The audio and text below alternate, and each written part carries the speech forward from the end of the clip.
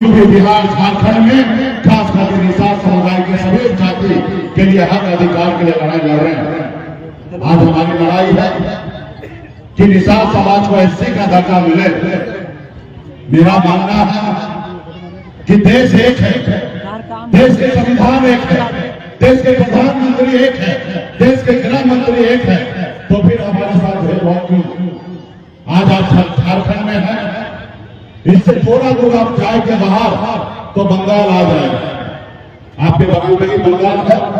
बंगाल में निषाद समाज के सभी जाति को, चाहे भील हो, बिल्लार हो, मल्ला हो, सारी हो, महतो हो, सभी को आरक्षण मिल रहा है एससी का।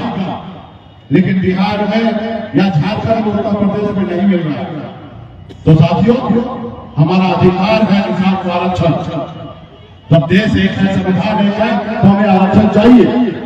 इसके लिए साथियों हम लोग लड़ाई लड़ रहे हैं यूपी, बिहार, झारखंड में वोट कर। तो इसलिए साथियों, आपका हक है, अधिकार है, इसके लिए संगठित होइए। तो इस आजाद भारत में अगर आपको सर उठा के जीना है, मान सम्मान अधिकार के साथ जीना है, अगर आप चाहते हैं कि आपके बच्चे अच्छे जिंदगी जिए, तो इसके लिए मात्र दो काम करना है। एक रोटी कम खाइए, लेकिन अपने बच्चे को पढ़ाइए, लिखाइए, शिक्षित बनाइए।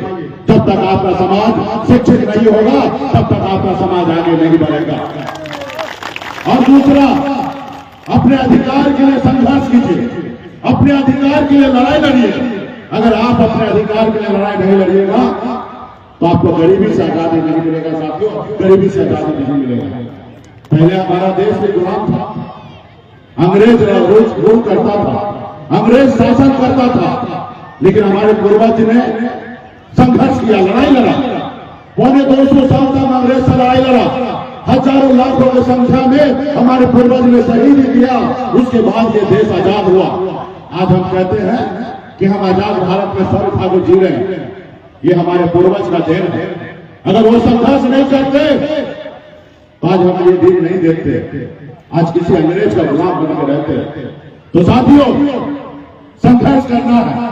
और उन्होंने सोचा था कि देश को आजाद कराएंगे और हमारे आने वाला पीढ़ी सर उठा के जिएगा। लेकिन देश तो आजाद हुआ, लेकिन सही मायने में हमें गरीबी से आजादी नहीं मिला। साथियों, गरीबी से आजादी नहीं मिला। इसके लिए संघर्ष करना पड़ेगा, लड़ाई लड़ना पड़ेगा। संविधान ने एक आपके पास अपरंपार शक्ति दिया, लेकिन आपने वो शक्ति को नहीं पहचाना। वो शक्ति क्या? वो शक्ति है वोट गिराने का ताकत। पहले ऐसा हुआ करता था कि राजा का बेटा राजा बनता था, रानी के कोख से बच्चा जन्म लेता था, वही राजा बनता था। लेकिन बाबा साहब ने कहा, कब राजा का बेटा राजा नहीं बनेगा। रानी के कोख से बच्चा जन्म ले, जरूरी नहीं कि वो राजा बनेगा। अब इस देश का राजा वही बनेगा जिसके पास वोट होगा, वही राजा बनेगा। अपने वोट के दम पर राज्य का मुख्यमंत्री हो या देश का प्रधानमंत्री अपने वोट से बनेगा, ना कि पैसे से बनेगा। लेकिन आपने अपने वोट की ताकत को नहीं समझा, जिसके कारण आज आप दर दर भटक रहे हैं। इसलिए साथियों, अपने वोट की ताकत को समझिए। जैसे हनुमान जी के पास अपरंपार शक्ति था, लेकिन उनको अंदाजा नहीं था। जब उनको याद दिलाया गया कि प्रभु आपके पास अपरंपार शक्ति है, तो ये हनुमान जी 7 समुद्र पार जाके रावण को लंका जलाने का काम किया। साथियों, रावण को लंका जलाने का काम किया।